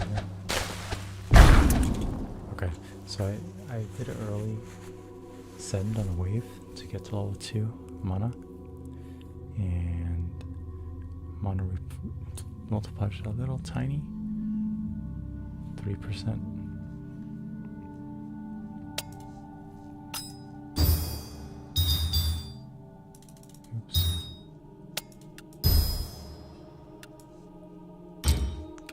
Of level. Do I just lose here?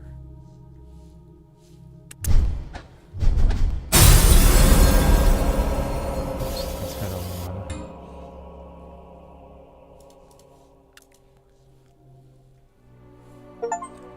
That was a mistake.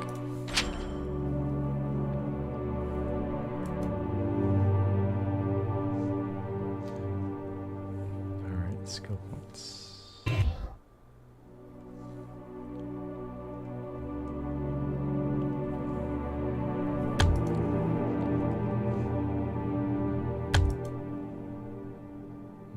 Per monster kill. This is probably the strongest. I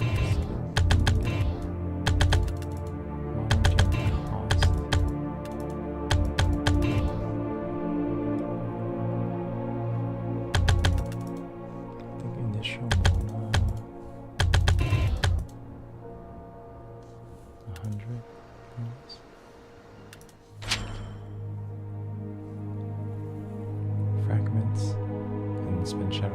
upgrade the fragments. So yeah, let's just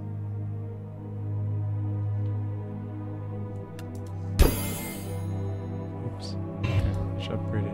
It's level. It's upgraded. Bonus one. 8% of the wizard level goes to initial XP and mana. Great.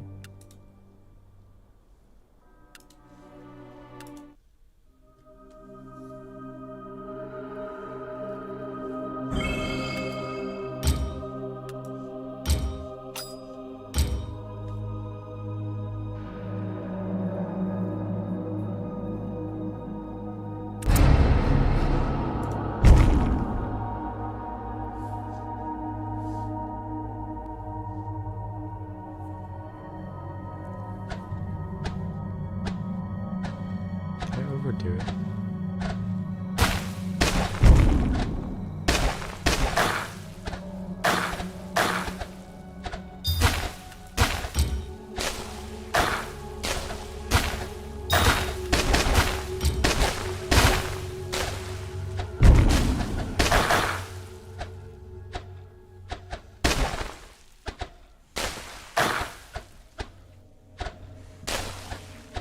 So I'm getting more mana on the kills now because my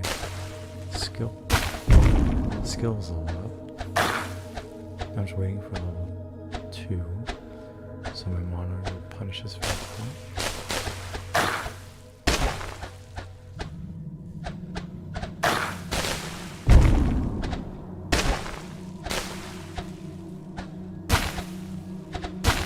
And then after that I can start spinning on higher grade gems.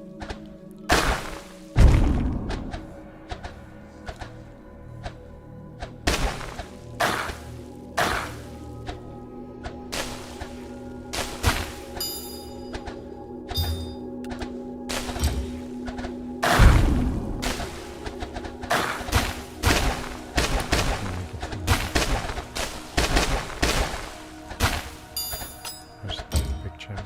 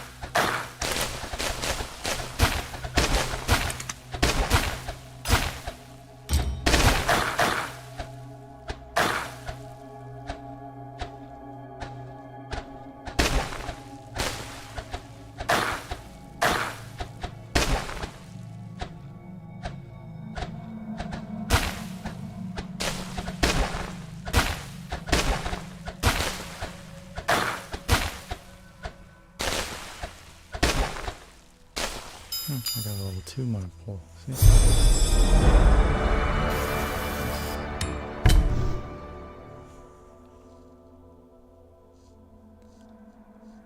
we get any bonus from that? A little bit of XP bonus. Map tile. Token. Perfect. And that's basically how this game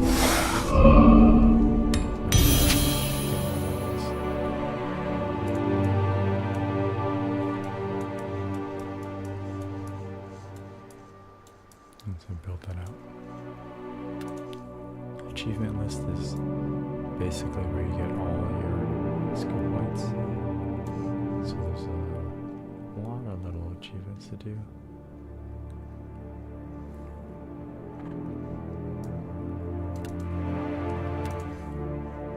Let's see how these go.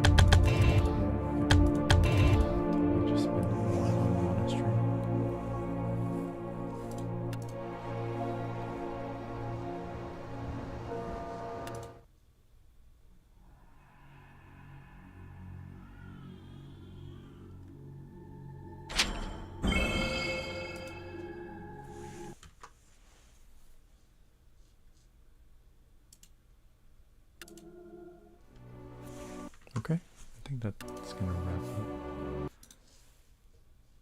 How do I quit this game?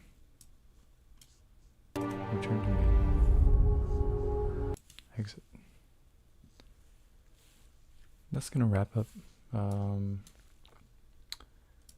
the Steam game stream.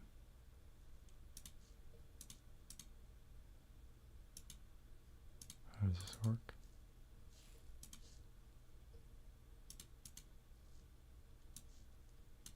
Yeah, that's gonna wrap up the little Steam game stream. That's about half the games I pick up for the sale.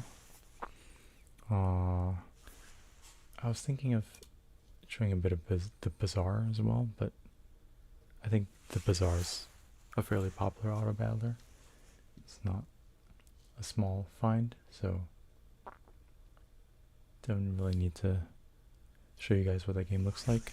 You can go look up the Bazaar. It's like pretty fun and polished auto battler. But I do want to do another video on the remaining other few games,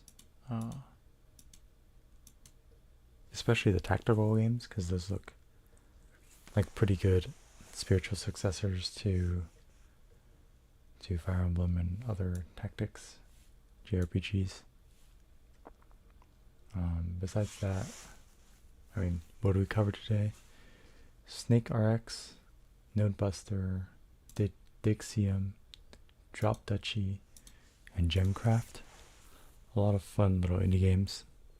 If you're looking for something to try out on the Steam winter sale this holiday, well, the winter sale is still going on, so check those out on Steam. You might find some of them have demos as well that you could try out. Actually, do any of these games have demos? I'm not sure. I believe all the incremental games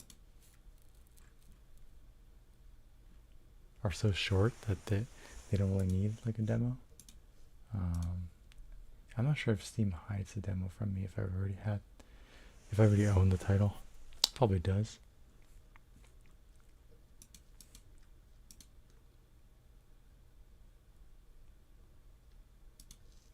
But yeah, those are my recommendations.